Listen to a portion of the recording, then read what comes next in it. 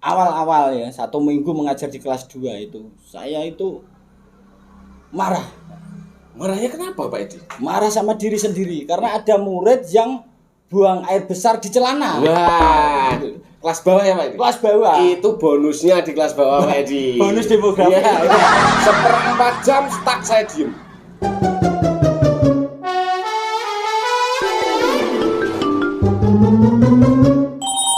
Halo pemirsa, saya Edi. Saya Tata. Kita akan podcast berkaitan dengan pembelajaran yang menyenangkan. Oke, selamat malam Mas Tata. Selamat malam Pak Edi. Oke, pembelajaran yang menyenangkan ya. Ini malam ini kita batasi bahwa pembelajaran yang menyenangkan ada pembelajaran yang membahagiakan murid juga membahagiakan guru. Artinya pembelajaran yang membahagiakan. Membahagiakan. Jadi Siap. kita akan share pengalaman-pengalaman empiris di dalam kelas. Mas Tata mengajar di kelas berapa? Untuk sekarang di kelas 6. Oke, saya di kelas 2. Oke, nanti kita akan bagi-bagi pengalaman pembelajaran di dalam kelas. Bisa Mas Tata mulai bagaimana supaya pembelajaran di kelas 6 itu menyenangkan? Pada masa sekarang ini yang Oke. kelas 6 itu sudah mulai individu sudah senang dengan dirinya sendiri, Oke. yang disibukkan dengan media sosialnya. Itu adalah tantangan terbesar bagi guru di kelas atas 4, 5, 6 yang khususnya di kelas 6 ini. Itu merupakan tantangan yang cukup besar di masa sekarang Pak Edi. Oke, tantangannya berarti individualisme ya? Iya. Padahal pembelajaran yang menyenangkan adalah yang kolektif, yang bagaimana murid bisa rame-rame di dalam kelas. Betul. Itu gimana itu? Nah, untuk yang menyatukan mereka dalam sebuah momen dalam pembelajaran yang mereka saling bisa berinteraksi, Ya. tentu saja saya harus bisa mendesain sedemikian rupa. Yang pertama yang saya lakukan ketika menjauhkan anak-anak itu dari media sosialnya. Media sosial. Ya, jadi apa itu di kelas pakai HP kok media sosial? Ya bukan begitu Pak Edi. Tidak di sekolah itu pakai HP, akan tetapi begini, ketika mereka sudah asik dengan dunianya di rumah dengan gadgetnya, otomatis di sekolah keindividuan mereka ini akan terbawa. Sehingga ketika di sekolah ya mereka asik dengan pekerjaannya sendiri, ketika mereka harus berkolaborasi dengan kelompok mereka tidak ada respect ataupun respon seperti itu. Oke. Kan menjadi guru itu kan harus bisa jadi toladan murid. Betul. Kemudian bagaimana kita bisa memerintah atau menyarankan murid itu harus ibaratnya kita seperti artis dulu di mata murid. Artinya Betul, kita siap. lah itu pengalaman Mas Tata sendiri gimana? Pernah nggak murid itu malah justru takut ketika diperintah Pak Tata? Untuk pengalaman itu saya rasa belum pernah Pak. Belum pernah siswa itu takut ataupun tidak berani mengutarakan apa yang mereka pikirkan atau mau. Menurut saya kok belum pernah Pak. Oke, lah ini gini, kalau saya dulu waktu awal-awal ya 1 minggu mengajar di kelas 2 itu, saya itu marah. Marahnya kenapa Pak Edi? Marah sama diri sendiri karena ada murid yang buang air besar di celana. Wah, kelas bawah ya Pak Edi? Kelas bawah. Itu bonusnya di kelas bawah Pak Edi. Bonus demografi. Iya. Ya itu saya marah banget sama diri sendiri. Kenapa? Karena murid sampai tidak berani bilang kepada guru. Jadi intinya ketakutan murid untuk mengungkapkan apa yang mereka rasakan itu masih terbelenggu gitu Iya. ya. Karena baru mengajar di kelas 2 ya, baru 1 minggu. Gitu. Akhirnya saya tak suruh ke kamar mandi, semakin takut malah menangis. Dan pada waktu itu saya minta tolong guru kelas 1 sebelumnya untuk ngerayu ya, untuk merayu supaya anak itu mau ke kamar mandi. Wah, itu baunya luar biasa itu. Sampai teringat sekarang. Lah, setelah itu baru saya merefleksikan diri bahwa saya harus disayang anak-anak. Saya harus berpengaruh, saya bisa menjadi idola anak-anak. Nah, itu habis itu baru anak-anak ceria ketika mau ke kamar mandi ya berani bilang. Oke. Itu triknya gini Pak.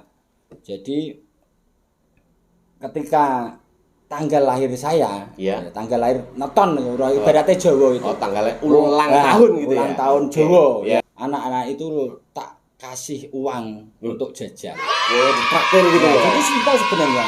Sebenarnya ada strategi bahwa menyenangkan anak itu dengan jajanan dulu. Oke. Nah, ketika jajanan terus nanti ada stempel, wah Pak Edi itu baik hati, Pak Edi baik hati lah. Ketika sudah ada stempel itu, nanti kita enak, anak-anak ayo kita belajar ini, anak-anak kita belajar ini, ayo kita bermain di sini, itu akan mudah. Kalau Pak Tata sendiri kelas tinggi kan beda sama kelas rendah. Oh iya Pak Edi. Dari pengalaman Pak Edi tadi mungkin saya bisa menangkap. Jadi ketika Pak Edi menghadapi masalah tadi tetap menggunakan kolaborasi dengan guru kelas 1. Iya, Akhirnya Pak Edi dapat menemukan treatment untuk mengemas bagaimana memusatkan anak ini supaya tidak takut dengan jenengan kan ya. Modal. Harus ada modalnya. Kalau saya di kelas 6 itu cenderung sampai sekarang itu belum mengalami kendala ketika harus menyenangkan anak-anak, Pak. Saya tidak pernah ditakuti oleh anak-anak. Karena apa, Pak? Wah, karena wajahnya sudah sudah simpatik dulu ya. Satu itu, Pak. Bukan hanya muridnya, Pak. Wali murid juga. itu kalau itu kan marketing sekolah itu kan bawaan dari lahir. Kalau saya kan sangar ini bawaan dari lahir juga. Susah tersenyum enggak ya? Itu yang trik yang saya diterapkan. Kenapa saya masuk di kelas, memang dari dulu saya di kelas atas, Bapak. Di kelas bawah itu jarang. Jadi di kelas atas itu sebisa mungkin mereka itu saya jadikan teman dulu. Jadi ketika mau pulang sekolah, Pak, nanti main jam berapa, Pak? Oke. Itu termasuk cara bagaimana kedekatan guru dan murid itu ya. Karakter agar permasalahan bahasa yang masa kini itu segera terkonfirmasi, Pak. Dan kegiatan mereka di luar saya juga bisa mengontrol sedikit lah. Keren itu berarti ya. Nah terus ada nggak terus karena tadi bisa sedekat teman ya berarti dengan main itu.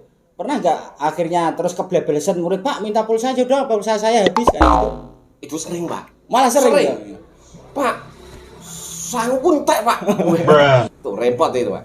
Ya tapi karena saya anggap anak-anak saya, teman saya yang sering ajak ngobrol, ketika mereka seperti itu dinamika kelompok yang saya gunakan, yang masih uang jajannya siapa, kita beli ini ciki, Pak. Ciki beberapa. Kalau uang cuman katakanlah dikumpulkan 7.000, dikasih satu saja nggak cukup. Iya. Berarti ciki uang dibuka, tidak masalah ya berarti. Tidak masalah itu. Pemirsa, apa artinya uang kalau kita tidak pegang? Kan gitu ya. Berarti yang paling penting adalah kebersamaan. Iya, betul. Bahagia di dalam kelas tadi ya. Sekarang pengalaman di kelas rendah. Satu momen ketika saya di kelas bawah, Pak. Waktu itu jam saya itu jam agama. Oleh Bapak Kepala Sekolah saya diminta untuk mengampu di kelas 1 karena ibu gurunya sedang izin. Nah, itu pengalaman pertama bagi saya masuk di kelas bawah. Saya masuk, saya terangkan seperti anak-anak kelas atas pastinya. Ayo anak-anak siapkan. Ambiar. Mereka belum apa, bengong semua. Akhirnya pelajarannya apa itu? Nggak tahu. 1/4 jam stuck saya diem. Oh no. Akhirnya yaudah ini gambar, bikinin gambar, Pak. Ya. Gak bisa, Pak. Ada yang maju, Pak. Pensil saya patah, Pak. Ini, Pak. Wah repot, Pak. Akhirnya saya pusing. Udah, gak usah gambar. Kita nyanyi mereka. Makanya kelas rendah itu memang butuh kesabaran, memang butuh treatment. Betul. Belajarlah sama Edi kalau di kelas rendah. Ya. Kalau di kelas tinggi saya dulu gampang. Dulu untuk tadi strateginya kebetulan saya ya ada gerobak ya. Siap. Nah, anak-anak saya ajak ke wisata lokal. Wah, itu sudah pembelajaran yang menyenangkan. Ajak keluar gitu ya. Keluar. Ayo anak-anak kita jalan.